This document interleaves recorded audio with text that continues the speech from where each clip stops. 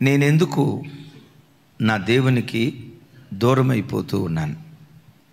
ప్రతి క్రైస్తవుడు ఆదివారపు ఆరాధనకు వచ్చేది దేవునికి దగ్గరగా బ్రతకాలనే, బాప్తిస్ము తీసుకునేది దేవునికి దగ్గరగా బ్రతకాలనే.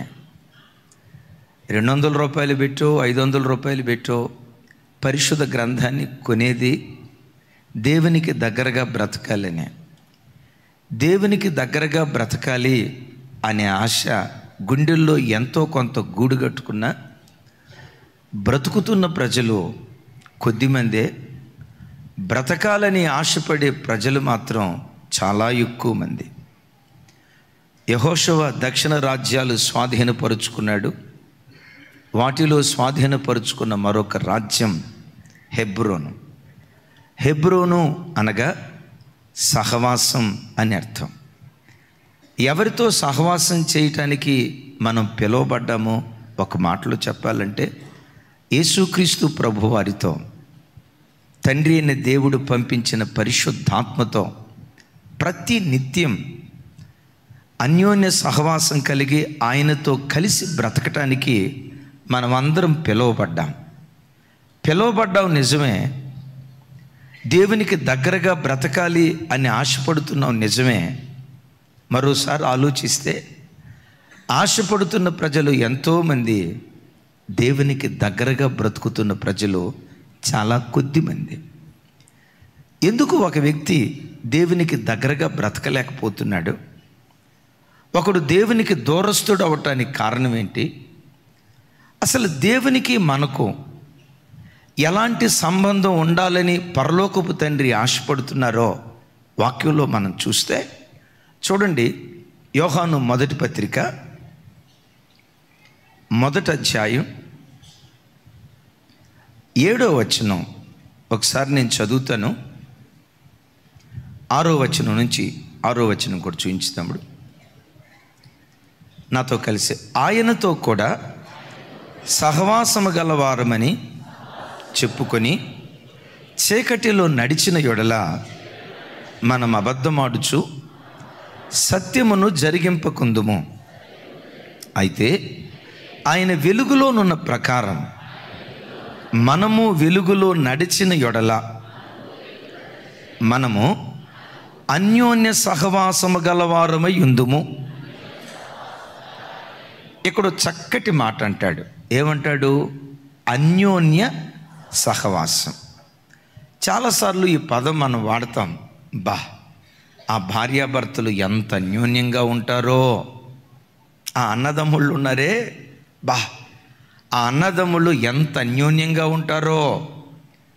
మా సంఘానికి వచ్చే పలానా అక్కా చెల్లెళ్ళు ఉన్నారు, ఆ అక్కా చెల్లెళ్ళు ఎంత అన్యోన్యంగా ఉన్నారో, ఆ అత్తా కోడళ్ళు ఎంత అన్యోన్యంగా ఉన్నారో అనే పదం తరచుగా అక్కడక్కడ వింటాం, వాడుతూ ఉంటాం. అన్యోన్యత అంటే ఏంటి? 2 రోజులు కొట్లాడుకొని, 3 రోజులు హత్తుకొని, మరణ 4 రోజులు కొట్లాడుకొని వివాదాలతో సాగిపోయే సంబంధాన్ని అన్యోన్యత అంటారా? పొరపాటున అనరు. వారి మధ్యలో ఎన్నడూ విభేదాలు రాకుండా, మనస్మర్ధలు రాకుండా బ్రతుకు కాలమంతా ఒకరిని ఒకరు హత్తుకొని బ్రతికితే ఆ బంధాన్ని అన్యోన్య బంధము అంటారు. మనుషులతో మన బంధాలు ఎలా ఉండాలో అది తర్వాత ప్రక్కన పెడితే, ప్రతి క్రైస్తవుడు తన బ్రతుకులో దేవునితో అన్యోన్య బంధం కలిగిన వాడిగా బ్రతకాలి. నీకు నీ దేవునికి ఎన్నడూ ఎడబాటు కలగకూడదు. నీకు నీ దేవునికి ఎన్నడూ దూరం మిగలకూడదు. ఒక వారం రోజులు దేవునికి దగ్గరగా బ్రతికి ఇంకో 2-3 రోజులు దేవునికి దూరమై, నేను దేవునికి దూరం అవటం ఏంటిరా, నేను ఆయన రక్తంతో కడగబడిన దాన్ని కదా, ఆయన రక్తంతో కడగబడిన వాడిని కదా, నా ప్రభుని నేను హత్తుకోవాలి అని మరలా దేవుని హత్తుకొని ఓ 10 రోజులు దేవునికి దగ్గరగా బ్రతికి మరలా 2-3 రోజులు దేవునికి దూరం అయిపోవటం, ఇది అన్యోన్య బంధం అని అనిపించుకోదు. ఒక్కసారి ప్రభువుకు నువ్వు దగ్గర అయిన తర్వాత ప్రభువును చేరుకునే ఆ క్షణం వరకు ఎన్నడూ నీకు నీ దేవునికి మధ్యలో ఏ అడ్డుబండ రాకుండునుగాక. నీకు నీ దేవునికి మధ్యలో ఉన్న ఆ అవినావభావ సంబంధంలో ఏనాడు ఎడతెగిన అనుభవం లేకుండా అన్యోన్యతతో దేవుని సన్నిధిలో మనం బ్రతుకుదుముగాక. ఒక వ్యక్తి దేవునితో అన్యోన్య సంబంధం కలిగి దేవునితో కూడా నడవాలంటే ఆమోస్ గ్రంథంలో చక్కటి మాట రాసింది. సమ్మతింపకుండా ఇద్దరు కూడి నడుతురా అంటాడు. చూడండి ఆ మాట. ఆమోస్ గ్రంథం 3వ అధ్యాయం 3వ వచనం. ఆమోస్, నాతో కలిసి, సమ్మతింపకుండా ఇద్దరు కూడి నడుతురా. ఇద్దరు కూడి నడవాలంటే, ఇద్దరు కలిసి బ్రతకాలంటే, ఇద్దరు కలిసి స్నేహం చేయాలంటే వాళ్ళిద్దరి మధ్యలో ఏముండాలో తెలుసా? సమ్మతి కలిగిన మనస్సు ఉండాలి. సమ్మతి కలిగిన మనస్సు వారి ఇద్దరి మధ్యలో ఉంటే వాళ్ళిద్దరూ కూడి నడవటానికి అవకాశం ఉంటుంది. దైవజనమా, ప్రతి క్షణం దేవునితో నువ్వు నడవాలంటే నీ లోపటి నుంచి సమ్మతి కలిగిన మనసు నీలో నుంచి బయలుదేరాలి. అందుకనే కీర్తనల్లో భక్తుడైన దావీదు గారు అంటాడు, దేవా, సమ్మతి గల మనస్సు నాలో నుంచి నూతనంగా పుట్టించయ్యా అంటాడు. ఒక వ్యక్తి దేవునితో కూడా నడవాలి అంటే, దేవునితో నడవాలనే ఆ ఆశ మొదట నీ మనస్సులో నుంచి పుట్టాలి. ఏదేమైనా నేను దేవుని కొరకు బ్రతకాలయ్యా, మేలైనా కీడైనా దేవుని మార్గంలో నేను నడవాలయ్యా, దేవుడు తప్ప నాకు ఇంకో లోకం వద్దయ్యా అని నీ గుండె లోతుల్లో నుంచి దేవునితో కూడా నడవాలనే ఆ దైవికమైన ఆశ నీ గుండెల్లో బయలుదేరితే ఓ భక్తుడు అంటాడు, ఆసక్తి కలిగిన వాడిని ఏ శక్తి ఆపలేదని. ఎవరిని? దేవుని కొరకు బ్రతకాలి అనే ఆ ఆసక్తి ప్రతి క్షణం నీ గుండెల్లో రేగుతూ ఉండాలి. యేసయ్యకి మహిమ కలుగును గాక.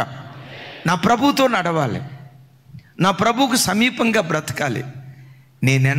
నేనెన్నడూ నా దేవునికి దూరం కాకూడదు.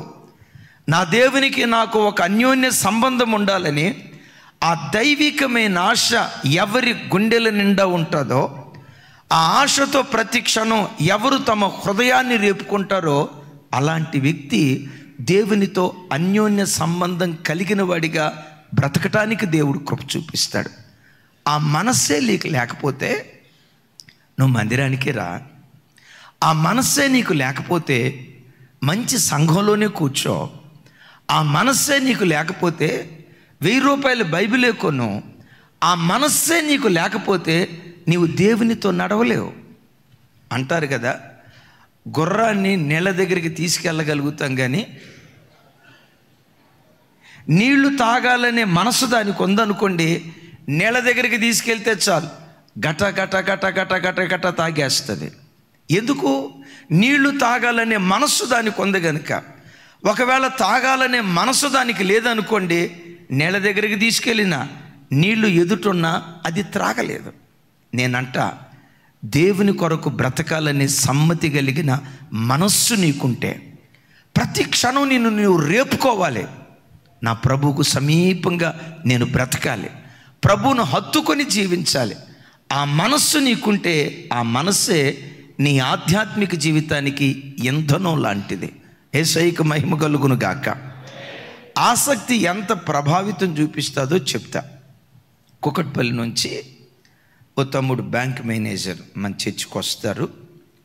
ఓ రోజు 4వ తరగతి చదువుతున్న వాళ్ళ బాబు, 4వ 3వ ఖచ్చితంగా నాకు తెలీదు, జ్ఞాపకం లేదు, సారీ, 4వ తరగతో 3వ తరగతో ఆ బాబు ఒకరోజు వాళ్ళ తల్లిదండ్రులతో కలిసి వస్తే చెప్తున్నారు, మా పిల్లోడికి ఏ లెక్కలు అడిగినా ఫింగర్ టిప్స్ మీద చెప్పేస్తాడు అని అన్నారు. నేను సరదాగా అడిగా, 7 ఏళ్ళు ఎంత అన్నాను. ఎంతసేపు ఉంటాడు చెప్పండి? 77 చెప్పలా, 49 చెప్పాడు. అరే బాగా చెప్పాడే అని 19th టేబుల్ చెప్పాను నేను. టక టక టక టక చెప్పాడు. వాళ్ళ తల్లిదండ్రులు అన్నారు, అన్నయ్య 3 అంకెల మల్టిఫికేషన్ అడిగినా వాడు ఈజీగా చెప్తాడు అన్నారు. వాడు పేపరు పెన్ను పట్టుకోకుండా క్యాల్కులేటర్ లేకుండా టకమని చెప్తారు అన్నాడు. ఈలోపు సేవకురాలు అడిగారు, 536 ఇంటూ 536 ఎంత అని అడిగారు. ఎంత? వాడి వయసు 3 సంవత్సరాలు, 3వ తరగతి 4వ తరగతి. ఆ పిల్లోడు ఏం చేశాడో తెలుసా? గాలిలో ఇట్లా లెక్కలేసాడు. 5, 3, 6 ఇంటూ 5, 6, 3, 5, 3, 6 గాలిలో లెక్కలేసాడు. 1/2 నిమిషంలో ఆన్సర్ చెప్పాడు. నేను అనుకున్నా వీడు గాలి మాట నోటికి ఏదో వస్తే అది చెప్పినట్టున్నాడని చెప్పి నేను క్యాల్కులేటర్ తీసుకొని నొక్కి చూస్తే ఆడు చెప్పిన ఆన్సరే వచ్చింది. నాకు అర్థం కాక నేను అడిగా, 7, 6, 5 765 ఇంటూ 765 ఎంత అన్నాను. 1/2 నిమిషంలో టకామని చెప్పాడండి. నాకు అర్థం కాక సరే ఎట్లా కాదని కాస్త గజిబిజి లెక్కలు అడిగా. ఏమండి అడగటం ఆలస్యం, 1/2 నిమిషంలో చెప్పేశాడు. నేను అడిగే వాళ్ళ తల్లిదండ్రులు, వీడికి ఇంత జ్ఞాపక శక్తి, ఎంత మెమరీ పవర్ ఎక్కడి నుంచి వచ్చింది అన్న వీడి ఇంటికి వచ్చాడంటే పద్దాకల పుస్తకాలతో కుస్తీ పడతాడన్న. మేము వాడిని అంటాం, రేయ్ బయటికి వెళ్ళి ఆడుకోరా కాసేపు, బయటికి వెళ్ళి కాసేపు ఆడుకోరని బెత్తంతో కొట్టిన వాడు బయటికి వెళ్ళి ఆడుకోడు. అట్లా ఆడుకోవటానికి బయటికి వెళ్తాడా, మరలా పరిగెత్తుకుంటా వచ్చి పుస్తకాల దగ్గర కూర్చుంటాడు. పుస్తకాలు పురుగన్న వీడు ఏ లెక్క అడిగిన ఫింగర్ టిప్స్ మీద చెప్తాడన్న. అయ్యా వాడిని కూర్చోబెట్టి చదువుకోరా అని బెత్తం పెట్టి కూర్చోబెట్టారంటే వాడిని కూర్చోబెట్టడానికి బెత్తం అవసరం లేదన్నా, వాడి గుండె లోపట ఉన్న ఆసక్తే వాడిని కూర్చోబెడుతుందన్న. వాడి ఆసక్తే వాడిని కూర్చోబెడుతుంది. కొన్ని లెక్కలు అడిగితే వాడు ఏదో కబ్బాసా ఏదో చెప్పాడు. తెలిసిలే అమ్మా, అదేదో అబ్బాస్ లెక్కలంట టక టక టక టక టక చెప్తున్నాడు. నేను అడిగా, వీడికి ఎట్లా వచ్చినాయి అయ్యా అని. అందరూ సెల్ ఫోన్ తీసుకొని వీడియో గేమ్స్ ఆడుకుంటారైతే, సెల్ ఫోన్ తీసుకొని పబ్జి గేమ్ ఆడుకుంటారైతే, మా వాడు లెక్కలతో ఆడుకుంటాడు. చెప్తాడా తండ్రి, వీడి ఆసక్తే వీడిని ఇంత మేధావిగా మార్చింది. దైవజనమా, నీ గుండెల నిండా నా యేసుతో కూడా నేను నడవాలి. ఒక్క గడియ కూడా నా దేవునికి నేను దూరం కాకూడదు. నా దేవునికి దుఃఖాన్ని తెప్పించే సంఘటన నా బ్రతుకులో ఒక్కటి కూడా నేను చేయకూడదు. నా ప్రభువును హత్తుకొని బ్రతకాలి. ఆ సమ్మతి కలిగిన మనస్సు ఒక్కటి నీకుంటే బ్రతుకు కాలమంతా ఆయన హత్తుకొని బ్రతకటానికి దేవుడు కృప చూపిస్తాడు.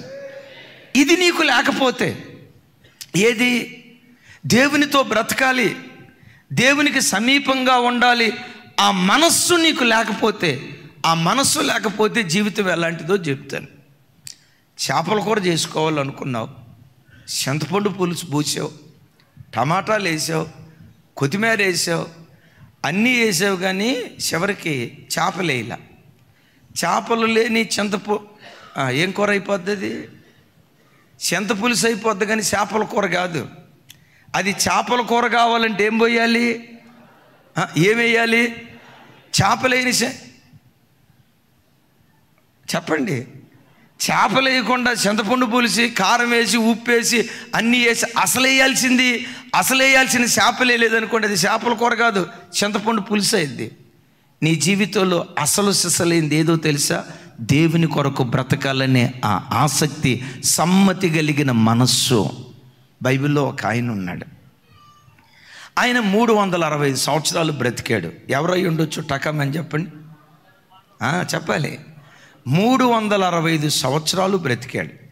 ఆయన జీవితాన్ని గురించి బైబిల్లో ఏమని రాసి ఉంటుందంటే, 65 సంవత్సరాలు ఎలా బ్రతికాడో బైబిల్లో అంత స్పష్టంగా రాయలేదు, కానీ 65 సంవత్సరాల వయసులో పిల్లల్ని కన్నాడు. 300 ఏండ్లు దేవునితో కూడా నడిచాడట. దేవునితో కూడా నడిచి దేవుడు ఆయనను తీసుకుని వెళ్ళెను గనుక అతడు లేకపోయెను అని రాసి ఉంటుంది. చప్పలు కొడుతూ దేవునికి స్తోత్రాలు చెప్దాం. అతని లైఫ్ స్పాన్ ఎంత అంటే 365. ఈ 365లో ఎన్ని సంవత్సరాలు దేవునితో నడిచాడట? నేనంట, లోకంలో ఒక మనిషి పట్టుమని 3 రోజులు నికరంగా దేవునిలో బ్రతకలేకపోతున్నాడు. పట్టుమని నికరంగా 3 సంవత్సరాలు దేవునితో నడవలేకపోతున్నాడు. హానోకు జీవితాన్ని గురించి అద్భుతం ఏంటో తెలుసా? 300 ఏండ్లు దేవునితో కూడా నడిచాడట. 365 అయితే 65 సంవత్సరాలు దేవుడు లేకుండా నడిచాడు, దేవునితో కూడా నడిచాడు. మనకు అంత స్పష్టమైన ఆధారం లేదు, కానీ 300 సంవత్సరాలు మాత్రం చెప్పండి దేవునితో కూడా నడిచాడు. నేనంట 65 సంవత్సరాలు దేవుడు లేకుండా నడిచాడేమో తెలియదు, కానీ 300 సంవత్సరాలు దేవునితో కూడా నడిచాడు. దేవుడు లేకుండా బ్రతికిన సంవత్సరాల కంటే దేవునితో తను నడిచిన సంవత్సరాలే అధికంగా ఉన్నాయి. ప్రతి బిడ్డ తన బ్రతుకులో దేవుని సన్నిధికి వచ్చిన తర్వాత, నేను లోకంలో బ్రతికిన కాలం కంటే నా దేవునితో బ్రతికిన కాలమే ఎక్కువయ్యా, లోకంతో జీవించిన కాలం కంటే నా దేవునితో జీవించిన కాలమే ఎక్కువయ్యా అని దేవుని సన్నిధిలో అతిశయంగా చెప్పుకునే కృప దయగల దేవుడు మనందరికీ దయచేయునుగాక. ఓ మాట, నిన్న శనివారం కదా, 24 గంటల కాల వ్యవధి ఉంది కదా. ఒక మాట అడుగుతా, 24 గంటల కాల వ్యవధిలో నువ్వు దేవునితో గడిపిన సమయం ఎంత? బైబిల్తో గడిపిన సమయం ఎంత? మోకాళ్ళ అనుభవం కలిగి దేవుని సన్నిధిలో ప్రార్థనలో నువ్వు గడిపిన సమయం ఎంత? ఆ తర్వాత మాట చెప్పండి. నేనేం చెప్పబోతున్నాను మీకు అర్థమైంది. సెల్ ఫోన్తో గడిపిన సమయం ఎంత? వాక్యంతో నువ్వు గడిపిన సమయం ఎంత? ప్రార్థనలో నువ్వు గడిపిన సమయం ఎంత? దేవుని సన్నిధిలో మోకరించి ఆయన సన్నిధిలో గడిపిన సమయం ఎంత? సెల్ ఫోన్లో గడిపిన సమయం ఎంత? నేనంట లోకంతో నువ్వు గడిపిన సమయం కంటే దేవునితో గడిపే సమయమే యేసు నామములో ఎక్కువగా ఉండునుగాక. ఓ మాట, హానోకు దేవునితో నడవటానికి హానోకు ఇన్స్పిరేషన్ ఎవరో చెప్పమంటారా? ఆదాము. హానోకు బ్రతికున్న దినాల్లో ఆదాం గారు బ్రతికున్నారా అంటే 100కి 100 పాళ్ళు బ్రతికున్నారు. ఆదాము తొల్లిటి మానవుడైన ఆదాము 930 సంవత్సరాలు బ్రతికాడు. ఎన్ని సంవత్సరాలు? ఆదాము సంవత్సరాలు ప్రారంభమైన 622 సంవత్సరాలు. ఆదాముకు 622 సంవత్సరాల వయసు ఉన్నప్పుడు హానోకు పుట్టాడు. హానోకు ఆదాము దరిదాపుగా 308 సంవత్సరాలు కలిసి బ్రతికారు. ఇంకోసారి చెప్పంటారా? ఆదాము ఎన్ని సంవత్సరాలు బ్రతికాడు?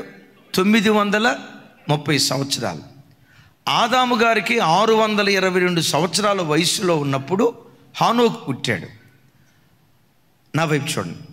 ఆదాము నుండి హానోకు వరకు 7 తరాలు, ఆల్మోస్ట్ 1000 సంవత్సరాలు. హానోకు నుండి అబ్రహాము వరకు 1000 సంవత్సరాలు. అబ్రహాము నుండి దావీదు వరకు 1000 సంవత్సరాలు. దావీదు మహారాజు కాలం మొదలుకొని రక్షకుడైన యేసుక్రీస్తు వారి కాలం వరకు 1000 సంవత్సరాలు.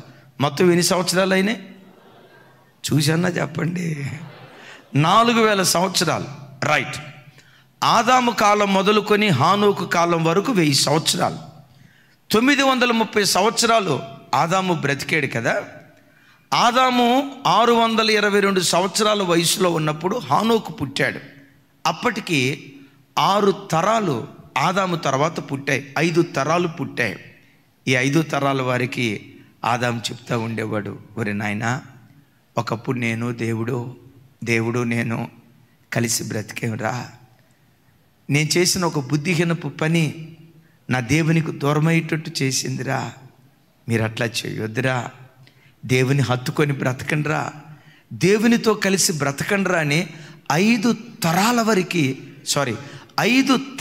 వారికి ఆదాము చెప్పి ఉంటాడు. డెఫినెట్గా 5 తరాలలో అంటారు, మాకేం చెప్పక తాతయ్య, దేవుడు లేడు, గీవుడు లేడు, మేము లైఫ్ ఎంజాయ్ చేయాలనుకుంటున్నాం, మా లైఫ్ మేము లీడ్ చేయాలనుకుంటున్నాం, పద్దాకలు దేవుడు అని చెప్పి ఈ చట్టంలో మమ్మల్ని బంధించొద్దు అని ఆ 5 తరాల వారు తిరస్కరించి ఉంటారు. 7వ తరంలో పుట్టిన ఆదాము తర్వాత 7వ తరంలో పుట్టిన హానోకు దగ్గరికి వచ్చి ఓ రోజు ఆదాము గారు చెప్పి ఉంటాడు, నాన్న, ఏదేం తోట పేరు విన్నావా? విన్నాను తాతయ్య. ఏదేం తోటలో మీ నాయనమ్మ, అవ్వమ్మ, నేను, మా ఇద్దరితో పాటు దేవుడు, మేము ముగ్గురం చెట్టపట్టాలు వేసుకొని అన్యోన్యంగా బ్రతికేవాళ్ళం. దేవుడు చల్లపూట ఏదేను తోటలోకి దిగొచ్చేవాడయ్యా. ఒకరి భుజాల మీద ఒకళ్ళని చేసుకొని హాయిగా తిరిగేవాళ్ళం అయ్యా. ఆ రోజుల్లో నేను ఎలా ఉండేవాడినో తెలుసా? దేవుడు ఎలా ఉండేవాడో నేను అలాగుండేవాడినయ్యా. మా ఇద్దరి మధ్యలో అన్యోన్య సంబంధం ఉండేది. కోల్పోయా. మనోడా, హనోక, నీవలా బ్రతుకుతావా? నీవలా దేవుని హత్తుకుంటావా అని ఆదాము తన కన్నీటి గాథ హానోకుతో చెప్పుంటాడు. హానోకు విని విని విని విని 65 సంవత్సరాలు వ్యర్థం చేసుకున్నాడేమో నాకు తెలియదు, కానీ వ్యర్థం చేసుకున్నాడో దేవునితో బ్రతికాడో తెలియదు, కానీ 65 సంవత్సరాల తర్వాత తనకు పిల్లలు పుట్టారు. పిల్లలను కంటూనే బైబిల్లో రాయబడిన మాట 300 ఏండ్లు దేవునితో కూడా నడిచాడట. ఎందుకు తాను దేవునితో కూడా ఎందుకు నడిచాడు తెలుసా? ఆ సమ్మతి కలిగిన మనస్సు హానోకు హృదయంలో పుట్టటాన్ని బట్టి, దేవునితో కూడా నడవాలనే ఆ దైవికమైన ఆశ ఆయన గుండెల్లో రేగటాన్ని బట్టి 300 ఏండ్లు దేవునితో కూడా నడిచాడట. ఓ సందర్భంలో ఆర్ఆర్కే మూర్తి గారు వాక్యం చెప్తా భలే జాలీగా ఈ మాట చెప్పారు.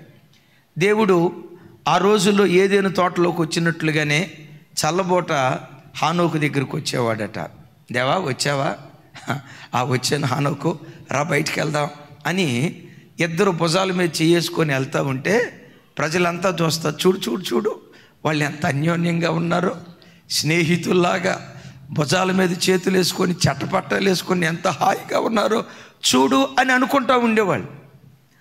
ఆ రోజు కూడా దేవుడు ఎప్పుడు వచ్చినట్టుగానే వచ్చాడు. హానోకు భుజం మీద చెయ్యేశాడు. వాళ్ళిద్దరూ కలిసి వెళ్తూ ఉంటే హానోకు భార్య అనుకుందట, ఎక్కడికో బయటికి వెళ్తున్నారులే, మరలా సాయంత్రం తిరిగి వస్తారులే అని అనుకున్నారట. అలా నడుచుకుంటూ నడుచుకుంటూ వెళుతూ ఉంటుండగా దేవుడు ఆయనను తీసుకొని వెళ్ళెను గనక అతడు లేకపోయెను అని రాసింది. Praise the lord. ఎందుకు ఆయన తీసుకొని వెళ్ళాడు అంటే హానోకు ఎవరు? దేవునితో కూడా. అద్భుతం. 300 సంవత్సరాల్లో ఒక్క రోజు కూడా ఎడబాటు లేకుండా దేవుడు హానోకు దేవుడు వారు కలిసి బ్రతికారు. దానికి కారణం ఏంటో తెలుసా? సమ్మతి కలిగినటువంటి మనస్సు.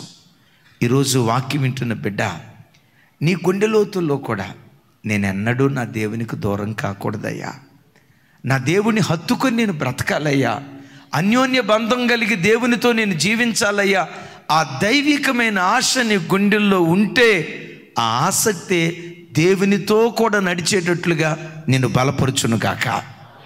ఆమేన్. నంబర్ 1, సమ్మతి కలిగిన మనస్సు ఆయన పిల్లలుగా మన గుండెల్లో ఉండాలి. రెండవది, దేవునితో మనకు అన్యోన్య సంబంధం కలిగి బ్రతకాలంటే మన జీవితాల్లో ఏముండాలో రెండో మాట మరోసారి ఆ మాట జ్ఞాపకం చేసుకుందాం. 1 యోహాను పత్రిక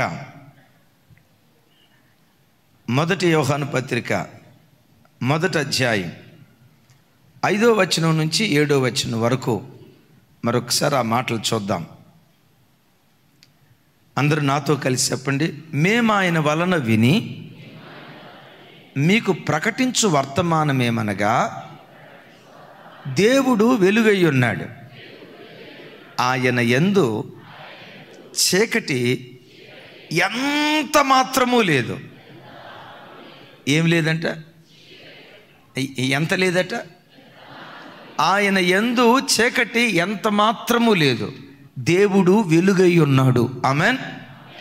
బిడ్డలారా, నా వైపు చూడండి. ఆయన వెలుగై ఉన్నాడు. వెలుగై ఉన్న దేవునితో నీకు నాకు అన్యోన్య సంబంధం కలగాలన్నా, వెలుగై ఉన్న దేవునితో మనం సహవాసం చేయాలన్నా నీ యందు కూడా చీకటి ఎంత మాత్రమూ ఉండకూడదు.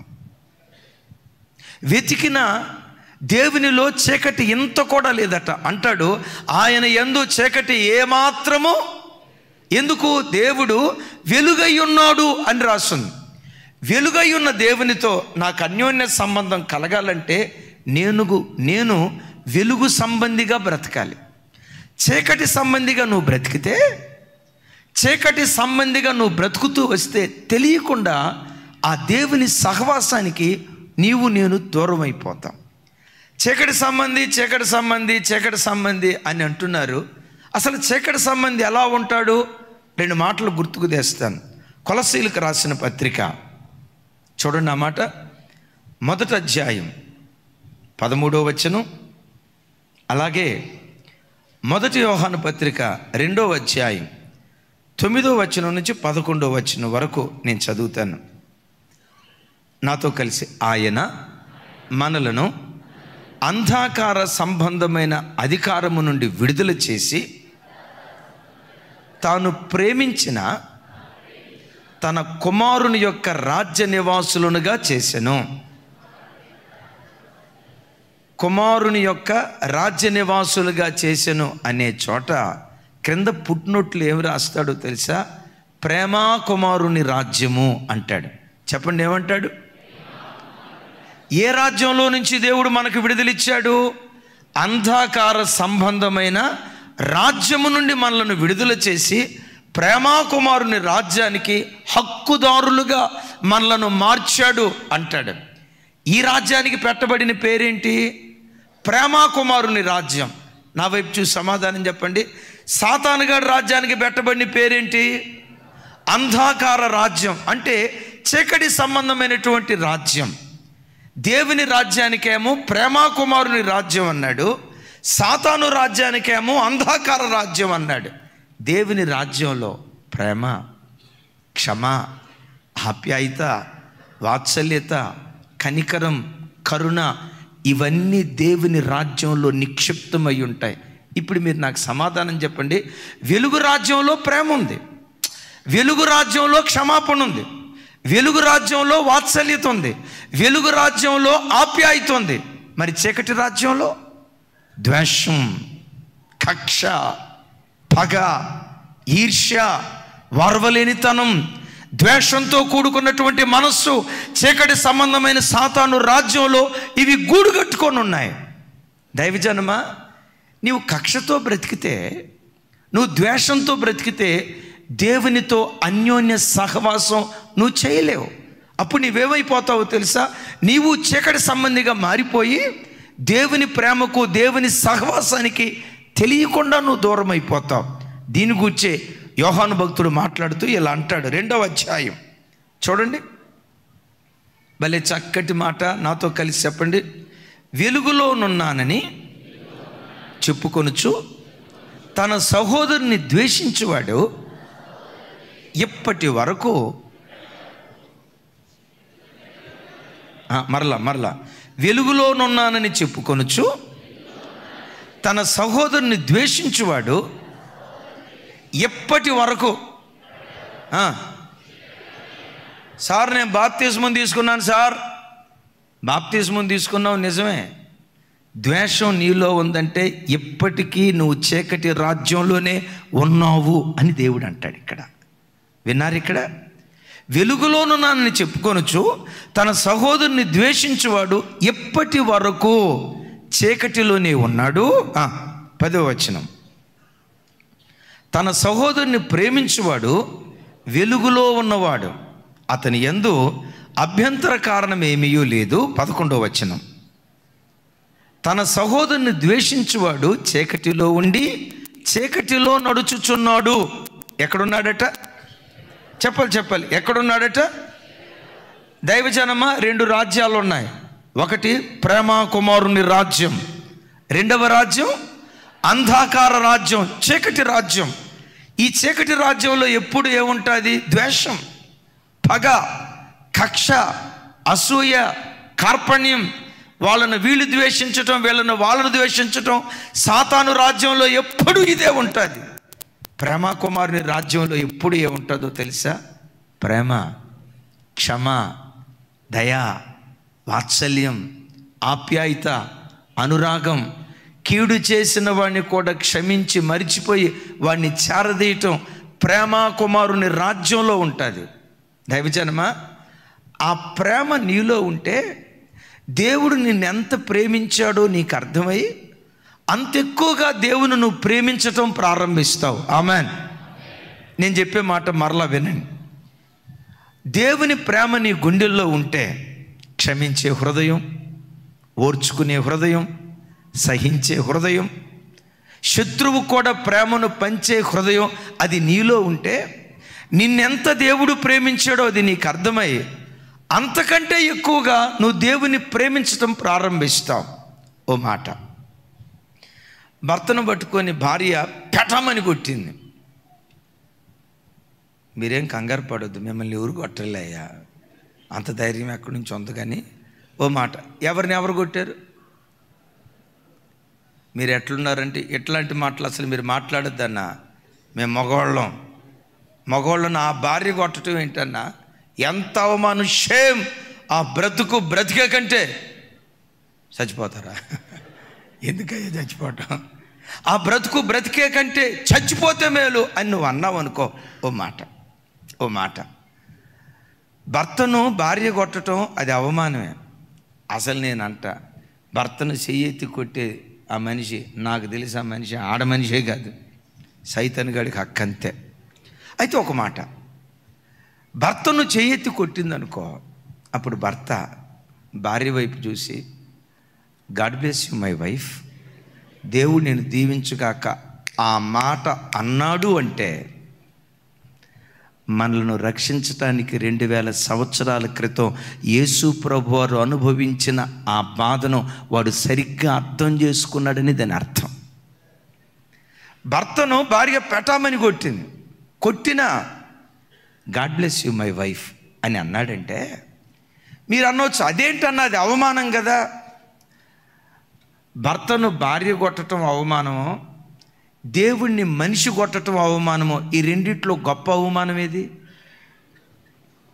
ఈ రెండిట్లో గొప్ప అవమానం ఏది? భార్య భర్తను కొట్టడం అవమానమా? మనిషి దేవుణ్ణి కొట్టడం అవమానమా? యేసయ్యను చిత్రవధ చేశారు కదా, 39 కొరడా దెబ్బలు కొట్టారు కదా, ముఖం మీద థూ అని ఊసారు కదా, గడ్డం పట్టుకొని లాగారు కదా, వీపు మీద పిడిగుద్దులు గుద్దారు కదా. ఎంత మానసిక క్షోభ! సృష్టి ప్రారంభమైనది మొదలుకొని నేటి వరకు ఏ మనుష్యుడు ఎంత అవమానకరమైన మరణాన్ని పొందలేదు. ఎంత అవమానాన్ని పొంది కూడా నీ ప్రభు అన్నమాట, తండ్రి వీరేమి చేయుచున్నారో వీరు ఎరుగరు గనుక వీరిని క్షమించండి అని అన్నాడే. ఎందుకన్నాడో తెలుసా? ఆయన ఓర్చుకుంటేనే ఆయన కాచిన పవిత్రమైన రక్తధారల ద్వారా మనకు క్షమాపణ దొరుకుతుంది. ఆయనే గనక ఉద్రేకపడి ఎవడ్రా నన్ను కొట్టింది, నేను దేవుడినై ఉండగా ఇలా దేవుడు అన్నాడు అనుకోండి, ఆయన రక్తం మన పాపాలను కడిగేది కాదు. నిన్ను తన బిడ్డగా చేసుకోవటానికి అంత భయంకరమైన పరిస్థితుల్లో కూడా దేవుడైనా ముఖం మీద ఊసిన, తృణీకరించిన, అవమానకరంగా మాట్లాడిన వదకు సిద్ధమైన గొర్రెపిల్లలాగా మౌనంగా వెళ్ళాడే. అలా నువ్వు మౌనంగా వెళ్తే అప్పుడు నీ దేవుడు నిన్నెంత ప్రేమతో ప్రేమించాడో నీకు అర్థమవుతుంది. నీవు ఆ దేవుణ్ణి అంతకంటే ఎక్కువగా నువ్వు ప్రేమించడం ప్రారంభిస్తావు. Praise the lord. ఏమంటే పంటి నొప్పి బాధ ఎంత తీవ్రంగా ఉంటుందో ఎవరికి తెలుస్తుంది? డాక్టర్ గారికా? షుగర్ పేషెంట్ బాధ ఎవరికి తెలుస్తుంది? చెప్పాలి గట్టిగా. షుగర్ పేషెంట్ బాధ ఎవరికి బాగా తెలుస్తుంది అంటే ఇంకో షుగర్ పేషెంట్కే తెలుస్తుంది. వాళ్ళిద్దరూ పక్కన కూర్చున్నప్పుడు షుగర్ ఎంత 150, నాకు 250. ఇంకొక ఆయన అంటాడు నాకు 350 ఉన్న స్వీట్ తినో. ఈ షుగర్ పేషెంట్లు మాట్లాడుకునేది ఇది. ఒక షుగర్ పేషెంట్ బాధ ఇంకో షుగర్ పేషెంట్కి అర్థమైంది. దేవుడు నిన్నెంత ప్రేమించాడో నీకు ఎప్పుడు అర్థమవుతుందో తెలుసా? అవమానం గుండా వెళ్ళినప్పుడే నీకు అర్థమవుతుంది. తృణీకారాల గుండా వెళ్ళినప్పుడే నీకు అర్థమవుతుంది. ద్వేషాల గుండా వెళ్ళినప్పుడే నీకు అర్థమవుతుంది. సరే, ఒకప్పుడు ప్రభువును ఎరగక మునుపు వాళ్ళెవరో సిలువ వేశారు. ప్రభువును నమ్మిన తర్వాత అయినా 100% ప్రతి క్షణం మనం భక్తిగా బ్రతకగలిగామా అంటే సంతోషపరిచిన దినాలు ఉన్నాయి, ఆయనను మరలా మరలా సిలువకు అప్పగించిన దినాలు ఉన్నాయి. ఈ ప్రేమ ఎంత గొప్పదో తెలుసా? నిన్న తప్పు చేశావు, నిన్న తప్పు చేస్తే దాన్ని మనసులో ఉంచుకొని ఈరోజు కూడా ఉదయం దేవుడు కోపంతో ఉండడట. ఆయన వాత్సల్యం ప్రతి దినం నూతనంగా పుట్టుకొస్తుందట. విన్నారు ఈ మాట? ఆయన వాత్సల్యం ప్రతి దినం నూతనంగా పుట్టుకొస్తుంది. నిన్న పాడు పని చేసావు, ఒక రోగ్గా బ్రతికావు, ఒక పనికిమాలినోళ్ళలాగా బ్రతికావు. ఈరోజు వచ్చి ప్రభా నా మనసు మార్చుకుంటానయ్యా, నీ కొరకు బ్రతుకుతానయ్యా, ఇక అటువైపు వెళ్ళనయ్యా అని ఒక్కసారి ఆయన సన్నిధిలో మోకరిస్తే, రేయ్ మొన్న ఏం చేసావును, నిన్నేమన్నావును, అంతకుముందు రోజు ఏం చేసావు, నీ బతుకు నాకు తెలియదురా అని బ్యాక్గ్రౌండ్ దేవుడు తీయడం. ప్రభా నన్ను క్షమించని ఆయన వైపు తిరిగితే ఆయన వాత్సల్యమట ప్రజల మీద దినదినము నూతనంగా ఆయన వాత్సల్యం పుట్టుకొస్తూ ఉందట. చప్పలు కొడుతూ స్తోత్రాలు చెప్దాం. ఏమండి ఒక మాట, ఇంట్లో మీ భార్యాభర్తల మధ్య గొడవైందనుకోండి, నాకు తెలిసి వారం రోజులు 10 రోజులు బందులు, స్ట్రైకులు, రాస్తా రోకోలు, నిరాహార దీక్షలు ఉంటాయా ఉండవా? ఉంటాయా? మా కృపమ్మ తల్లి చూడి ఎంత గట్టిగా చెప్తుందో. మీరేమనుకుంటారో తెలుసా? ఆయన బలకరిస్తే నేను బలకరిస్తా. మీరేమనుకుంటారో తెలుసా? మగవాళ్ళం అసలు తగ్గకూడదు. వచ్చి క్షమాపణ అడిగితే ఈ విషయంలో మా విజయ్ బ్రదర్కి అయితే టన్నులు ఉంటుంది. కావలసినంత తూకం వేస్తే గొలుసులు కూడా దిగిపోవాల్సిందే. వచ్చి పలకరిస్తే అప్పుడు నేను మాట్లాడతాను. నేనంట మనుషులం కదా. ఒక వ్యక్తి ఏదైనా చేస్తే సంవత్సరాల తరబడి వాడు ఆ రోజు నన్నేమన్నాడో తెలుసా? ఆవిడ పలానా రోజు నన్నేమందో తెలుసా? సంవత్సరాలు గడిచినా తవ్వుకుంటానే పోతాం. చాలాసార్లు చెప్పాను. ఒకరోజు ఒక తల్లి చెప్తుంది, అన్నయ్య మా పెళ్ళైన కొత్తలో 1987 సంవత్సరం ఆగస్టు నెల 15వ తారీఖు ఉదయం 9:45:55 మా అత్త ఏమందంటే స్టార్ట్ చేసింది. ఎపిసోడ్లుగా చెప్పుకుంటా వస్తే నేను అనుకున్నా, ఈ మనిషికి ఏ మెమరీ పవర్ రా నాయన, కంప్యూటర్ సిప్ కూడా సెల్లుల ముందు సరిపోయేటట్లేదు. 1987 సంవత్సరం ఆగస్టు నెల ఉదయం 9:45:55 ఎంత కరెక్ట్గా చెప్తుంది. అబ్బాయి ఏ మెమరీ పవర్ రా నాయన అని చెప్పి మొత్తం ఒక అర్ధగంట చెప్పిందండి. స్క్రీన్ అట్లా కళ్ళ ముందు చూపించినట్టు చెప్పింది. నేను అనుకున్నా ఏ మెమరీ పవర్ రా అని చెప్పి ముగింపులో అన్నా, సిస్టర్ నేను ఆదివారం మీ చర్చికి వెళ్ళారా అన్న. వెళ్ళకపోవటం ఏంటి, వెళ్ళేమని గారు అందే. నేను ఆదివారం మీ అయ్యగారు ఏం వాక్యం చెప్పారన్న. అది ఎట్టా గుర్తుంటుంది అందే. మరి ఈ చెత్త అంతా ఉన్నప్పుడు అది ఎట్ట గుర్తుంటుంది చెప్పండి. నేనంట నీ స్వభావం నా స్వభావం ఎలాంటిదో తెలుసా? ఎవడైనా ఒక మాట అన్నాడంటే సంవత్సరాలు గడిచిన తర్వాత కూడా వాడు పలానా రోజు ఏమన్నాడంటే, వీడు పలానా రోజు ఏమన్నాడంటే, నీ దేవుడు ఎలాంటివాడో తెలుసా? ఆయన వాత్సల్యం దినదినము నూతనంగా ఆయన పిల్లలైన మన పట్ల పుడతా ఉంది. యేసయ్యకు మహిమ కలుగును గాక. దైవజనమా, ఆయనతో అన్యోన్య సహవాసం నీకు కావాలి అంటే నీలో చీకటి ఎంత మాత్రం ఉండకూడదు. ఏంటో ఆ చీకటి? పగ, ద్వేషం, ప్రతీకారం, కక్ష, క్రోధం, ఈర్ష్య. ఇవి మనస్సులో పెట్టుకున్నవాడు దేవునితో అన్యోన్య సహవాసం చెయ్యలేడు. ఆమేన్. ఎందుకు? ఆయనలో చీకటి ఎంత మాత్రము, ఇంకోసారి, ఆయనలో చీకటి ఎంత మాత్రము. మూడవది, పాపమైన చీకటి మనలో ఉందంటే, పాపమనే చీకటి కలిగిన వాడు ఎన్నటికీ ఎప్పటికీ దేవునితో అన్యోన్య సహవాసం చేయలేడు. మన పాపం ఏం చేస్తుందో తెలుసా? తెలియకుండా దేవునికి మనల్ని దూరంగా తీసుకొని వెళ్తుంది. నీలో ఉన్న పరిశుద్ధత, పవిత్రత దేవునికి నిన్ను దగ్గరగా తీసుకొచ్చునుగాక. బైబిల్లో మరో అద్భుతమైన వ్యక్తి చూడండి. ఆదికాండం 6వ అధ్యాయం 9వ వచనం. నాతో కలిసి చెప్పండి. నోవహు వంశావళి ఇది. పెద్దగా, నోవహ్ నీతిపరుడును, తన తరములో నిందారహితుడునై ఉండెను. నోవహ్ దేవునితో కూడా నడిచినవాడు. ఇంకోసారి చెప్పండి. నోవహు నీతిపరుడును, తన తరములో నిందారహితుడనై ఉండెను. నోవహ్ దేవునితో కూడా నడిచినవాడు. చదివిన ఈ మాటను బట్టి మీరు నా వైపు చూసి మీరే నాకు సమాధానం చెప్పండి. ఆదాము తర్వాత హానోకు నడిచాడు. హానోకు తర్వాత దేవునితో కూడా నడిచిన వారు ఎవరయ్య అంటే నోవహు. మిమ్మల్ని అడుగుతా, నోవహు దేవునితో కూడా నడవటానికి కలిగిన కారణం ఏంటి? అక్కడే రాసి ఉంటుంది. నీతిపరుడుగా బ్రతికేడు గనుక అతని నీతిపరుడైన దేవునితో సహవాసం చేయటానికి కారణమైంది. ఒకవేళ తాను నీతి లేనోడైతే నీతిపరుడుకు దేవునితో తనకు సహవాసం దొరికేది కాదు. తను నిందారహితుడిగా బ్రతికుంటే, నిందగలిగిన వాడిగా జీవించుంటే దేవునితో ఆ సన్నిహిత సంబంధం ఉండేది కాదు.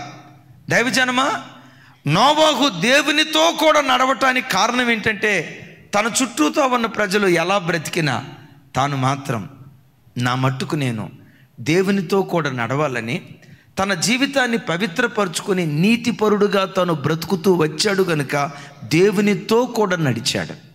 దైవజనమా, నీ జీవితంలో ఏ చీకటి సంబంధమైన అపవిత్రతకు నువ్వు చోటు ఇవ్వకుండా ప్రతి క్షణం ఈ చీకటి సంబంధమైనవి నా దగ్గరికి రానివ్వకూడదు, ఈ అపవిత్రమైనవి నా దగ్గరికి రానివ్వకూడదని చీకటి సంబంధమైన పాపానికి నువ్వు ఎంత దూరంగా బ్రతుకుతావో దేవునికి అంత దగ్గరగా బ్రతకటానికి దేవుడు కృప చూపిస్తాడు. దీని గురించే అపోస్తులైన పౌలు గారు రోమాపత్రికలో, అలాగే పేతురు మహాశయుడు పేతురు పత్రికలో చక్కటి మాటలు మాట్లాడతారు. చూడండి, రోమీలకు రాసిన పత్రిక 13వ అధ్యాయం, రోమీలకు రాసిన పత్రిక 13వ అధ్యాయం 11వ వచనం నుంచి 14వ వచనం వరకు అందరూ చెప్పండి. మరియు మీరు కాలము నెరిగి నిద్ర మేలుకొను వేళ అయినదని తెలుసుకుని అలాగు చేయుడి. మనము విశ్వాసులమైనప్పటికంటే ఇప్పుడు రక్షణ మనకు సమీపముగా ఉన్నది. ఆగుదాం అక్కడ. సరే, 12వ వచనం కూడా. రాత్రి చాలా గడిచి పగలు సమీపముగా ఉన్నది. రాత్రి ఏమైపోయిందట? రాత్రి చాలా గడిచి పగలు సమీపంగా ఉంది. పగలు దేనికి గుర్తో తెలుసా? యేసుక్రీస్తు రెండవ రాకడకు గుర్తు. యేసుక్రీస్తు రాకడకు పగలు గుర్తుగా ఉంది. చీకటి అంధకార సంబంధమైన రాజ్యం, సాతాను సంబంధమైన రాజ్యానికి గుర్తుగా ఉంది. ఏమంటాడో తెలుసా? సాతాను రాజ్యం త్వరలో కూలిపోబోతుంది, సాతాను రాజ్యం త్వరలో అంతం కాబోతుంది. మరి ఏది ప్రారంభం కాబోతుందయ్యా? పగలుకు మీరు సమీపంగా ఉన్నారు. ఏమంటాడో తెలుసా? ఒకప్పటి కంటే ఆ పగటికి ఇప్పుడు మీరు సమీపంగా వచ్చారు అంటాడు. 11వ వచనం తమ్ముడు ఒకసారి చూపించి మరలా ఆ మాట చూడండి, నాతో కలిసి చెప్పండి. రాత్రి 11వ వచనం నాతో కలిసి. మరియు మీరు కాలము నెరిగి నిద్ర మేలుకొను వేళ అయినదని తెలుసుకొనుడి. ఏం తెలుసుకోవాలి? ఇప్పుడు నిద్రపోయే సమయం కాదు. నిద్రలో నుంచి మేలుకొని యేసుక్రీస్తు రాకడకు సిద్ధపడే దినాల్లో మనం బ్రతుకుతున్నాము అని సంఘాన్ని దేవుడు హెచ్చరిస్తున్నాడు. యేసుక్రీస్తు రాకడ మనకి ఎంత సమీపంగా ఉందో తెలుసా? మనం విశ్వాసులుగా మన విశ్వాస జీవితాన్ని ప్రారంభించిన దినాల కంటే ఇప్పుడు ఆయన రాకడకు మనం సమీపంగా వచ్చాము అంటాడు. ఆ మాట చూడండి మరలా, నాతో కలిసి చెప్పండి. మరియు మీరు కాలము నెరిగి నిద్ర మేలుకొని వేళ అయినదని తెలుసుకొని అలాగు చేయుడి. మనము విశ్వాసులమైనప్పటికంటే ఇప్పుడు రక్షణ మనకు మరి సమీపముగా ఉన్నది. రక్షణ ఎలా ఉందట? ఒకప్పటికంటే ఇప్పుడు రక్షణ మనకు సమీపముగా ఉన్నది. అంటే యేసుక్రీస్తు రాకడకు చెప్పాలి యేసుక్రీస్తు రాకడకు మనం దగ్గరగా వెళ్తున్నాం. చప్పట్లు కొడుతూ స్తోత్రాలు చెప్దాం. సంవత్సరం గడుస్తుందంటే, రోజు గడుస్తుందంటే గుండెల్లో ఒక తెలియని భయం మనలో నుంచి ప్రారంభం కావాలి. యేసయ్య రాకడకు దగ్గరగా నేను వెళ్తున్నాను, నేడో రేపో ప్రభు రాబోతున్నాడని ఆ భయం మన గుండెల్లో ఉండునుగాక. కొన్నిసార్లు నాకు అర్థం కాదు, చాలామంది హ్యాపీ బర్త్డే అని కేకులు కట్ చేస్తారు. ఒక సంవత్సరం గడిచిందంటే దాని అర్థం ఏంటి? అయ్యో, ఒక సంవత్సరం గడిచిందంటే దాని అర్థం ఏంటి? ఓ సంవత్సరం ఆయుష్ పోయిందిరా నాయన, మరణానికి దగ్గరగా వెళ్తున్నా. మరి దానికి కేక్ కటింగ్ ఎందుకో నాకు అర్థం కాదు. తమ్ముడు, నా మాట అర్థమైందా? ఇప్పుడు సంవత్సరం గడిచిందంటే దాని అర్థం ఏంటి? నాకు కొన్నిసార్లు అనిపిస్తుందమ్మా, మీకేమనిపిస్తుందో నాకు తెలియదు కానీ, ప్రభువా మరలా నాకు అవకాశం ఇస్తే, చిన్నపిల్లడయ్యే అవకాశం ఈ నాయన, 7వ తరగతి 8వ తరగతి 9వ తరగతి చదివిన రోజులు ఉన్నాయి. అద్భుతం. తెలసొక్కాయ బులుగుని ఎక్కడా అవదో రాసావంటే కారిపోవాల్సిందే. అసలు ఏ బాధలో బందీ లేదండి. అప్పుడప్పుడు అనిపిస్తుంది మరలా చిన్నపిల్లోడిని అయితే బాగుండని. అది కుదరదు. సంవత్సరం గడిచిందంటే దాని అర్థం ఏంటి? అందుకనే చూసారా, ఈ బర్త్డే కేకులు కట్ చేసేటప్పుడు వీడికి తెలియదు ఆ సంగతి అని అన్నారంటే, నేడో రేపో ఇదేపో.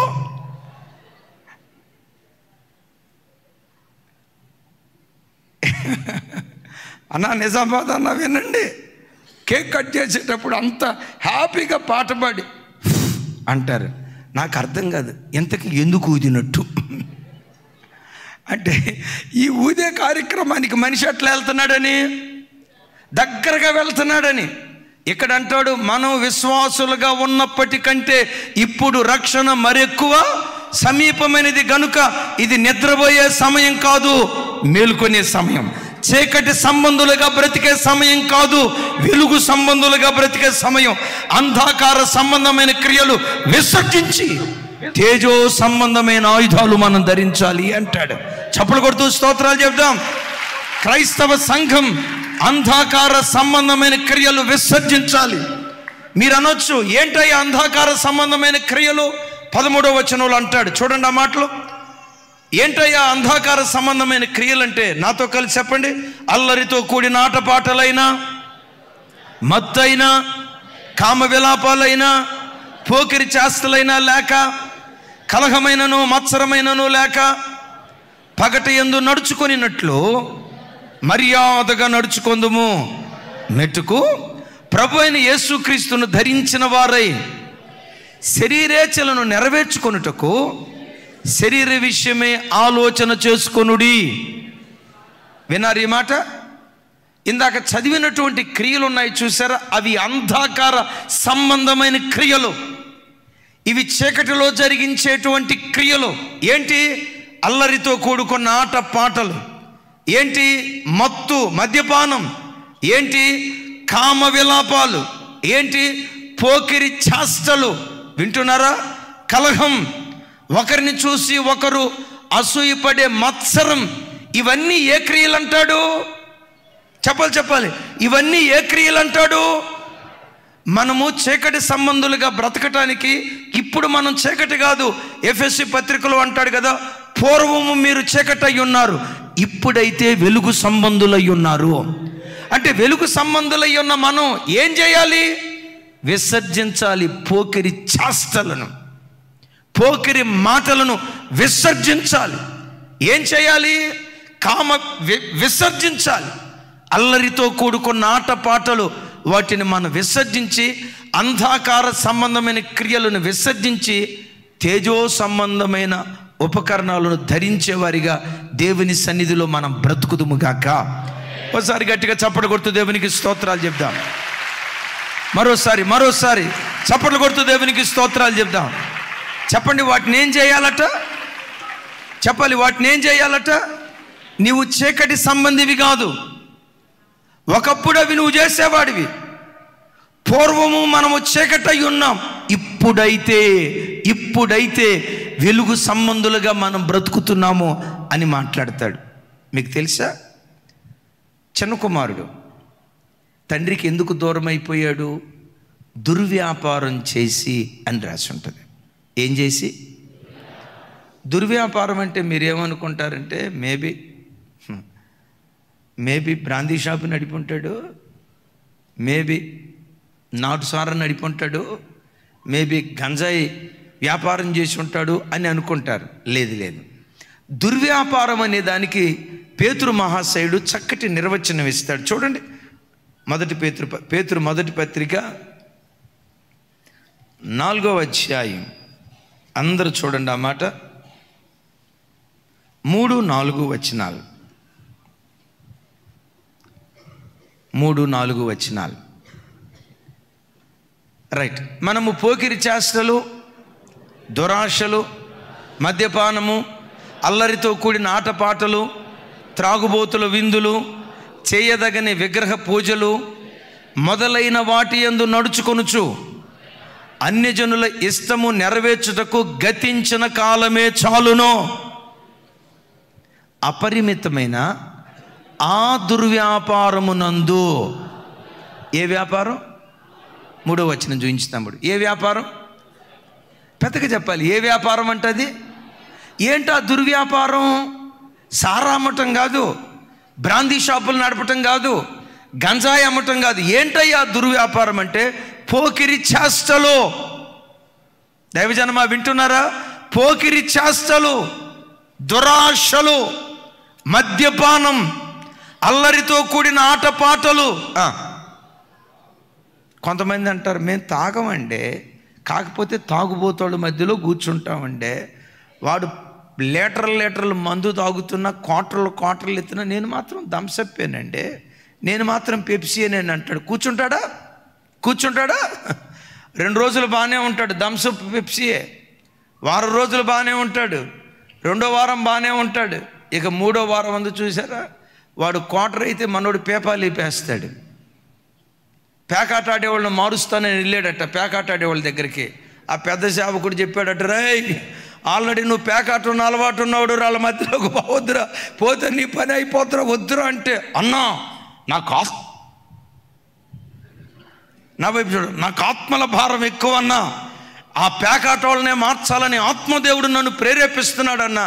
ఒరే, ప్రేరేపిస్తే మంచిదేరా, వాళ్ళు అక్కడి నుంచి ఇక్కడికి వచ్చిన తర్వాత, ఇంటికి వచ్చిన తర్వాత వాళ్ళకి సువార్త చెప్పరా అంటే అన్నాడట, లేదు, అక్కడే వాళ్ళ మధ్యలో, నేను ఎవరి మధ్యలో పేకాట ఆడానో వాళ్ళ మధ్యలో నేను సువార్త చెప్పాలనుకుంటున్నానన్నా అన్నాడట. ఒరేయ్, ఇట్లాంటి మాటలు బైబిల్ ఏం చెప్తుంది? త్రాగుబోతుల విందులో కూర్చోకూడదు అని వాక్యం అంటుంది. ఏమంది? త్రాగుబోతుల విందులో కూర్చోకూడదని వాక్యం అంటుందిరా. నువ్వు వెళ్ళొద్దంటే, అన్నా ఆత్మ నన్ను సరే పోరా, ప్రేరేపిస్తే పోరా అన్నాడు.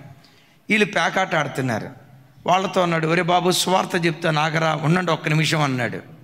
తర్వాత సువార్త నువ్వు సైలెంట్గా ఉండని వీళ్ళు పేకాట ఆడుతున్నారు. ఈ పేకలు పట్టుకొని ఆట ఆడుతూ ఉంటే ఈ నిలవబడి ఇంతకు మునుపు పాడాడు కదా, చూస్తాను, రై అది కాదు, ఈ ఆకై, ఈ పేకై, అది వద్దురా, ఇది తీసే అన్నాడట. 2-3 సలహాలు ఇచ్చాడు. ఈడు ఓడిపోయేటట్టున్నాడట. ఈడేం చేశాడో తెలుసా? నువ్వులే, నేను కూర్చుంటాను, నేను ఈడి పేకాట ఆడటం స్టార్ట్ చేశాడంట. నువ్వు వెలుగు సంబంధివి, వెలుగు సంబంధులతోనే నీకు స్నేహం ఉండాలి. వెలుగుకు చీకటికి ఏం పొత్తు? నీతికి దుర్నీతికి ఏమి సాంగత్యం? విశ్వాసి అవిశ్వాసితో విజ్జోడిగా ఉండకూడదు, దేవుని వాక్యం ఉంటుంది. బిడ్డలారా, ఒక మాట చెప్తాను, నీలో కొంచెం చీకటి చోటు చేసుకున్నా తెలియకుండా దేవునితో ఉన్న అన్యోన్య సహవాసానికి నువ్వు దూరం అయిపోతావు. ఆదాని చెప్పుంటాడు హానోక్కి. హానోకు తర్వాత ఆ తర్వాత తరం వారికి మెతూషలాగా చెప్పుంటాడు.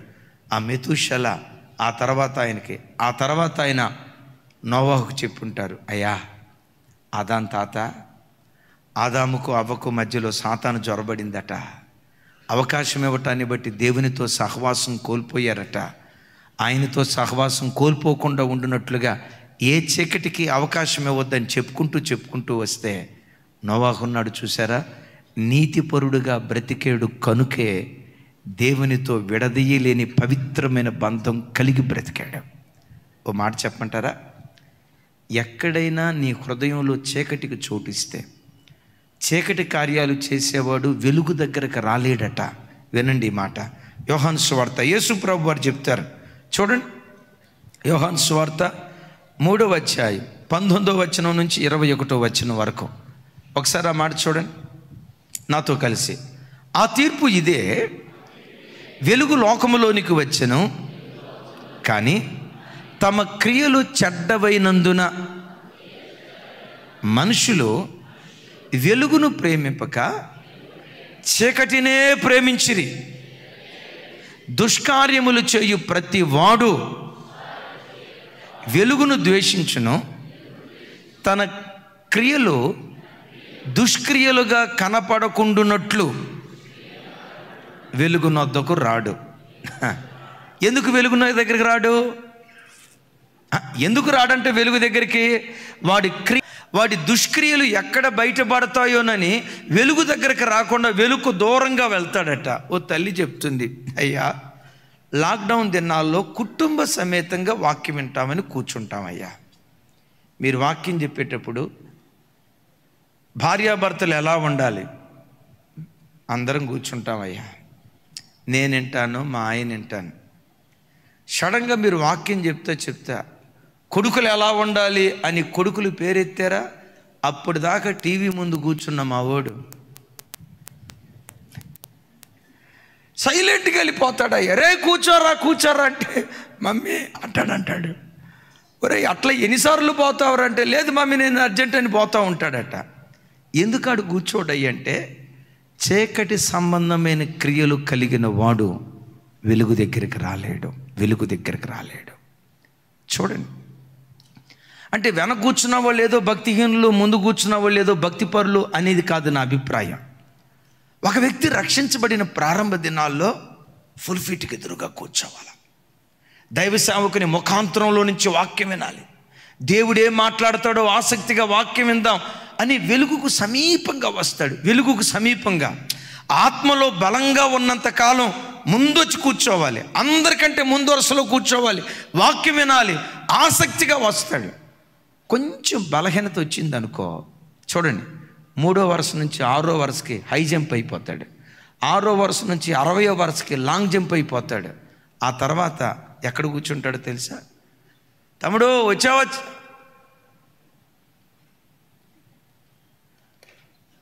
చూడండి, అట్లాగని మూలను కూర్చున్న వాళ్ళంతా భక్తిహీనులని కాదు, ముందు కూర్చున్న వాళ్ళంతా పరలోకం నుంచి దిగి వచ్చిన వాళ్ళని ఏం కాదు. సహజంగా వాడి క్రియలు సత్క్రియలు కాకపోతే దుష్క్రియలు చేసేవాడు వెలుగు యొద్దకు రాలేడు, ధైర్యంగా దేవుని సన్నిధిలో కూర్చోలేడు. విన్నారు ఈ మాట? అందుకని ఈ మాట చెప్పుంటాడు, నానా నేను ఇలా తప్పు చేశా, దేవునితో ఉన్న సహవాసాన్ని కోల్పోయా, నీవు అలా చెయ్యొద్దు అని చెప్తే వాళ్ళ మాటలు పట్టుకొని నోవాహున్నాడే నీతిపరుడుగా బ్రతికాడట. ఆమేన్. నీతిపరుడుగా దేవునితో కూడా నడిచాడు. అందుకనే ఆయన ఓడ నీళ్ల మీద నుంచి లేచెను, నీళ్ల మీద నడిచెను, అరారాతు పర్వతం మీద లేచెను, నడిచెను, నిలిచెను. నువ్వు దేవునితో కూడా నడిస్తే జలప్రలయం లాంటి ఎన్ని ఆపదలు వచ్చినా ఆపదల్లో మునిగిపో, వాటిలో తేలియాడే కృపదేవుడు నీకు అనుగ్రహిస్తాడు. Praise the lord. ఆ జలాలు నిన్ను ముంచలేవు. శ్రమల మధ్యలో కూడా ఎలా నడవాలో నా దేవుడు నీకు నేర్పటం ప్రారంభిస్తాడు. శ్రమలు వస్తాయి, ఆపదలు వస్తాయి, అనారోగ్యాలు వస్తాయి, కన్నీటి అనుభవాలు వస్తాయి. అయ్యో ఈ కన్నీటి అనుభవాలు ఏంటని కుప్పలాగా కూలిపోయి మునిగిపోయే వ్యక్తిగా ఉండవు. ఆపదలు వచ్చినా అపాయాలు వచ్చినా నీళ్ల మీద నడిచే కృపదేవుడు నీకు అనుగ్రహిస్తాడు. అయిపోయిందా? ఒకరోజు వస్తుంది, ఆ పడవ అరారాతు పర్వతం మీద నిలిచినట్లుగా పరలోక పర్వతం మీద నిలిచే కృప దేవుడు మనకు అనుగ్రహిస్తాడు. ఎప్పుడో తెలుసా? దేవునితో మనకు అన్యోన్య సంబంధం. తప్పిపోయిన కుమారుడు దేవునికి తండ్రికి దూరమైపోవటానికి దుర్వ్యాపారం. ఆఖరి మాట చెప్తాను, సమ్మతి కలిగిన మనసు ఉండాలి, రైట్. రెండవది, మనలో చీకటి, పగ అనే చీకటి, ద్వేషం అనే చీకటి ఎంత మాత్రం ఉండకూడదు. అపవిత్రత అనే చీకటి ఎంత మాత్రం ఉండకూడదు. ఆఖరి మాట, మూడో మాట చూడండి ఒకసారి. దెసలోనికీయులకు రాసిన మొదటి పత్రిక 5వ అధ్యాయం 5వ వచనం నుంచి 8వ వచనం వరకు నేను చదువుతాను. సంఘంతో చెప్తున్నాడు, అందరూ నాతో కలిసి, మీరందరూ వెలుగు సంబంధులను పగటి సంబంధులనై ఉన్నారు. మనము రాత్రి వారము కాము, మనము చీకటి వారిమి కాము. కావున ఇతరుల వలె నిద్రపోక మెలకువగా ఉండి మత్తులము కాకయుందుము. చప్పలు కొడుతూ దేవునికి స్తోత్రాలు చెప్దాం. ఈ మాటలు చూడండి, మళ్ళొకసారి ఆ మాటలు చూపించుతాముడు నాతో కలిసి. మీరందరూ 5 మీరందరూ వెలుగు సంబంధులను పగటి సంబంధులనై ఉన్నారు. మీరందరూ అనే కంటే కూడా ఇంకొక మాట వాడదాం, మనమందరం. చెప్పండి. ఆ రోజు ఆ సంఘానికి, ఈరోజు ఇమాన్యుయల్ మినిస్ట్రీస్ మన సంఘానికి ఏమంటాడు? మనమందరము వెలుగు సంబంధులము పగటి సంబంధులమై ఉన్నాం. మనము రాత్రి వారము కాము. సహజంగా ప్రజలంతా రాత్రిపూట ఏం చేస్తారు? అక్కడ రాసి ఉంది కదండి. రాత్రిపూట ఏం చేస్తారు? నిద్రపోతారు. ఇప్పుడు మనం నిద్రపోవటానికి మనం ఎవరు కాదంట. నా మాట అర్థం కాలేదా తల్లి? ఇంకోసారి చెప్తాను. రాత్రిపూట ప్రజలంతా ఏం చేస్తారు? నిద్రపోతారు. పౌలు గారు ఏమంటాడు తెలుసా? మనం నిద్రపోవటానికి రాత్రి వాళ్ళం కాదు. ఎవరమంట? సహజంగా పగటిపూట ఎవరైనా నిద్రపోతారో చాలా తక్కువ. మీకు తెలుసా? పగటిపూట నిద్రపోయే వాళ్ళకి చికెన్ గునియా దోమ గుట్టిద్దంట. అద్భుతం. దానిలో ఉన్న మహత్యం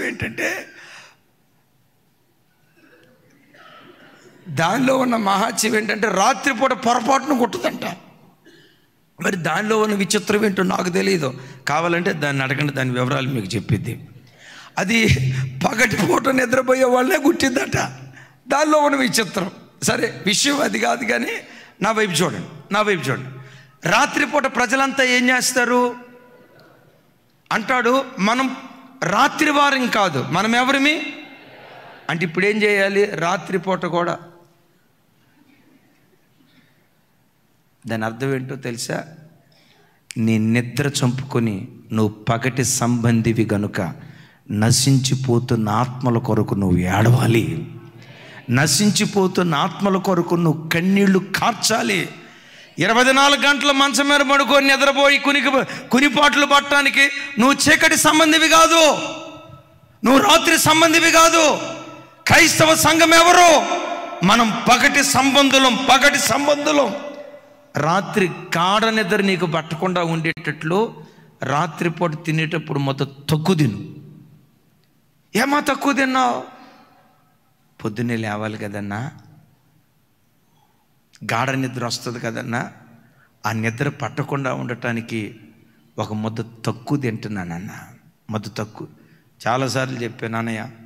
15 సంవత్సరాలు బట్టి పొద్దున్నే లేచి ప్రార్థన చేయాలని నేను అనుకుంటా ఉన్నాను. అలారం కొట్టాను. ఆ అలారం కూడా మామూలు అలారం కాదు అన్నయ్య, గుడి గంటలు కొట్టినట్టుగా. మన ఆలస్యం గుళ్ళు ఉంటాయి కదా, గుడి గంటలు కొట్టినట్టుగా గణ కొడుతుంది అన్న. అయినా నాకు మెలకు రాట్లా. నేను ప్రొద్దుని లేచి ప్రార్థన చేసేటట్టు మీరు గట్టిగా ప్రార్థన చేయండి అన్నాను. నేను గట్టిగా ప్రార్థన చేస్తే కుదరదురా, నువ్వు గట్టిగా తింటాం మానేయి. ఎందుకు కడుపు నిండా తినకూడదు? మత్తులం కాకుండా ఉండేటట్లు.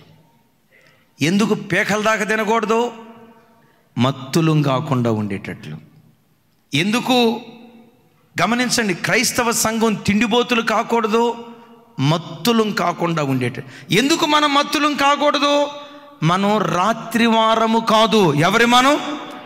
చెప్పాలి. ఎవరి మనం పగటి సంబంధులం అంటాడు. మరొకసారి చెప్పండి. కావున ఇతరుల వలె నిద్రపోక. అంటే ఇతరులు రోజుకొచ్చి ఎన్ని గంటలు నిద్రపోతారు? 10. ఎవరురా మనిషి 10 గంటలు ఇక డ్యూటీకి వెళ్ళేది లేదా? సరే అనుకోండి, ఓకే. లోకస్తులు ఇతరుల వలె నిద్రపోక. బిడ్డలారా, మన నిద్రా సమయం కూడా ఇతరుల్లాగా ఉండకూడదు. 7 గంటలు నిద్రపోయే వాళ్ళు ఉంటారు, 8 గంటలు నిద్రపోయే వాళ్ళు ఉంటారు, ఉదయం 6-7 దాకా పడకల మీద నుంచి లేవని వాళ్ళు ఉంటారు, మధ్యాహ్నం కూడా బెడ్ రెస్ట్ చేసిన వాళ్ళు ఉంటారు. నేను అప్పుడప్పుడు చెప్తా కదా, కొన్ని హాస్పిటల్స్లో బెడ్లన్నా ఖాళీగా ఉంటాయి, కానీ కొంతమంది ఇళ్లలో బెడ్లు ఖాళీగా ఉండవు. ఎప్పుడు చూసినా సిస్టర్ మంచానికి స్టిక్ అయిపోయి ఉంటుంది. స్టిక్ మరి ఫెవిక్విక్ రాశారేమో నాకు తెలీదు. ఎప్పుడు కొంతమంది అతుక్కుపోయి ఉంటారు. యేసు నామంలో ఆ నిద్రమత్తు దురాత్మ పాతాళంలో త్రొక్కివేయబడును గాక. పదే పడకల మీద వెళ్ళటానికి, నిద్రపోవటానికి మనం చీకటి సంబంధులం కాదు. చెప్పండి, మనం ఎవరిమి? సహజంగా పగలు ఎవరైనా నిద్రపోతున్నారనుకోండి, ఏమంటారమ్మా? ఇంకొంచెం సేపు నిద్రపోయా అంటారా? మీరు అనేటట్టే ఉన్నారు. అమ్మ ఏమంటారు? రే, పగటి పూట నిద్రపోతే అంటే నేను చెప్తే కానీ మీకు గుర్తు వస్తున్నాయి. పగటి పూట ఇంటికి అంటారు, చూసారా? వినండి. మనం చీకటి సంబంధులం కాదు. ఎవరిమి? మనకు పగలు రాత్రి ఒకటే. రాత్రి కూడా మనకేమై ఉంది? చెప్పాలి. రాత్రి కూడా మనకు పగలై ఉంది. మనం పగటి సంబంధులం. ఈ మాటకున్న అర్థం ఏంటో తెలుసా? దేవునితో నీకు చక్కటి అన్యోన్య సంబంధం కలిగి ఉండాలంటే ప్రార్థనా పరురాలిగా నువ్వు బ్రతకాలి. ఆ ప్రార్థన ఏం చేస్తుందో తెలుసా? ఎడబాయని అనుబంధం దేవునితో కలిగేటట్లుగా నిన్ను బలపరుస్తుంది. ఒకవేళ నువ్వు చీకటి సంబంధి అయ్యావనుకో, అంటే ప్రార్థనా జీవితం లేకుండా నిద్రమత్తు, తిండిపోతాను వీటితో నువ్వు బ్రతుకుతూ ఉంటే తెలియకుండా దేవునితో ఉన్న ఆత్మీయ సహవాసాన్ని మనం కోల్పోయే వ్యక్తులమై ఉంటాం. నా వైపు చూడండి. రాజు ఇట్రా. యేసయ్య మనం ఎట్లుండాలంటే, ఏ సంబంధం చెప్పండి? పర్లేదు, నా పొస మీద కూడా నువ్వు కూడా చెయ్యి. ఇప్పుడు ఏమనుకోను, కింద దిగిన తర్వాత కూడా వేసావుగాక. మళ్ళీ ముందే చెప్పాలి కదా. పర్లేదు, సరిగా ఇచ్చిన. యేసయ్యా, కూర్చున్నా లేచిన, యేసయ్యా నువ్వు నాకు కావాలి, యేసయ్యా నువ్వు నాకు కావాలి, యేసయ్యా నువ్వు లేకుండా నేను బ్రతకలేను, యేసయ్యా మరణమైన జీవమైన నీతోనే, యేసయ్యా మనం ఎప్పుడు ఇలా కలిసి బ్రతకాలి యేసయ్యా అని ప్రతి క్షణం నీ హృదయాన్ని నీవే రేపుకోవాలి. నీ హృదయాన్ని నీవే పురికొల్పుకోవాలి. ఎవడో నేను పురికొల్పడో, ఎవడో నీ హృదయాన్ని రేపడో. నేను మరలా చెప్తున్నాను, ఉంచు, ఒక్క నిమిషం ఉంచు. ఎవరో నీ హృదయాన్ని రేపరు. పౌలు గారు అంటారు, మమ్మను మేమే మెప్పించుకొనుచున్నాము అంటాడు. యెషయా గ్రంథంలో అంటాడు, తన్ను తాను దేవుని ఆధారం చేసుకొని బ్రతకటానికి తన్ను తాను ప్రోత్సహించుకోవాలి అంటాడు. నిన్నెవరో ప్రోత్సహించరు. నీ లోపటి నుంచే యేసయ్యతో అన్యోన్య బంధం కలిగి, ఆప్యాయత కలిగి, నా ప్రభువును హత్తుకొని నేను బ్రతకాలి. యేసయ్యా ఇలాంటి జీవితం నాకు దయచేయవా, కోరుకో. యేసయ్యా నువ్వు ఏదైనా తోటలో అవ్వ ఆదాం ఎలా బ్రతికారో, హానోకు దేవుడు ఎలా బ్రతికాడో. ఇంకొక ఆయన ఉన్నాడు కదా, చెప్పండి. ఇంటికి వెళ్ళిన తర్వాత కూడా, అమ్మా పిల్లలారా వినండి, దేవుడు నీకు ఇచ్చిన భార్యను దగ్గరకు తీసుకో, భర్తను దగ్గరికి తీసుకో. వద్దయ్యా, ఎంతకాలం భూమి మీద బ్రతుకుతామో తెలియదు. బ్రతికి నీకు కొద్ది దినాలు ఎందుకు ఈ కీసులాట, ఎందుకు ఈ కొట్లాట? ఏ రోజు ఎప్పుడు ఎలా ఈ లోకాన్ని విడిచిపెట్టి వెళ్ళిపోతామో తెలియదు. బ్రతికిన కొద్ది దినాలు అయ్యా నా యజమానుడా ప్రేమగా బ్రతుకుదాం. బిడ్డలారా, అమ్మా నాన్న దగ్గరికి వెళ్ళండి. మనం చీకటి సంబంధులం కాదు ద్వేషంతో బ్రతకటానికి. తల్లిదండ్రుల దగ్గరికి వెళ్ళండి. నాన్న, ఇలాంటి మంచి భక్తి కలిగిన తండ్రి కడుపున పుట్టిన భాగ్యం దేవుడు నాకు ఇచ్చాడు. నాన్న, నీ కడుపును పుట్టడం దేవుడు నాకు ఇచ్చిన భాగ్యం నాన్న, నేను ఎప్పుడు దుఃఖపరచను. చూడండి పిల్లరా, నువ్వు ఒక్క నిమిషం మాకు నాన్న అనుకో తమ్ముడు. చూడు, అసలు గుండెల్లో ఉన్న ప్రేమంతా కుమరించాలండి. క్రైస్తవ్యమే ప్రేమ. మీకు వచ్చిందంతా పొటపొట కొరకటం తప్ప ఇంకేమి రాదు. క్రైస్తవ్యమే ప్రేమ. పిల్లల్ని దగ్గరికి తీసుకోండి. ఒకవేళ కొట్టారా, తిట్టారా, రే చెల్లి నా వైపు చూడరా తల్లి, పిల్లల్ని కొట్టారా, తిట్టారా, తండ్రిగా రైట్ రాయలుగా నీకున్న అధికారం, ఆ బిడ్డని దగ్గరికి తీసుకొని, ఇప్పుడు నా కొడుకును, ఓకేనా, రే చిన్న నేను ఎందుకు కొడతారా, నాకంటూ ఈ భూమి మీద ఏదైనా ఆశ ఉందంటే అది నువ్వేరా, నువ్వు తప్ప నాకు ఇంకో ప్రపంచం లేదురా, నా బిడ్డవే, నా రక్తం పంచుకొని పుట్టినవాడివి, నేనంటూ బ్రతుకుతున్నానంటే నాకంటూ ఒక ఆశ ఉందంటే నా కడుపును పుట్టిన బిడ్డవు నీవేనయ్యా, నా ఆశ నీవే అని వాడిని అట్లా గుండెల మీద పెట్టుకోండి. చనిపోయే వరకు దేవుడు ఎవరో కాదు, నీలో దేవుని చూడటం ప్రారంభిస్తారు. కొంతమంది చూడండి, ఇంటికి వస్తే ఏయ్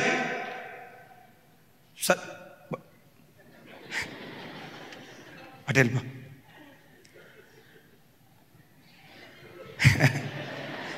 ఇక పద్దాకలు ఈ కార్యక్రమం చేసావనుకో, హిట్లర్ ఎవడో కాదు మావోడే హిట్లర్ అంటాడు. మనం కొట్లాడుకోవటానికి చీకటి సంబంధులం కాదు. ఒకప్పుడు చీకటి, ఇప్పుడు వెలుగై ఉన్నాం. అలాంటి అన్యోన్య బంధం దేవునికి మనకు దేవుడు అనుగ్రహించును గాక.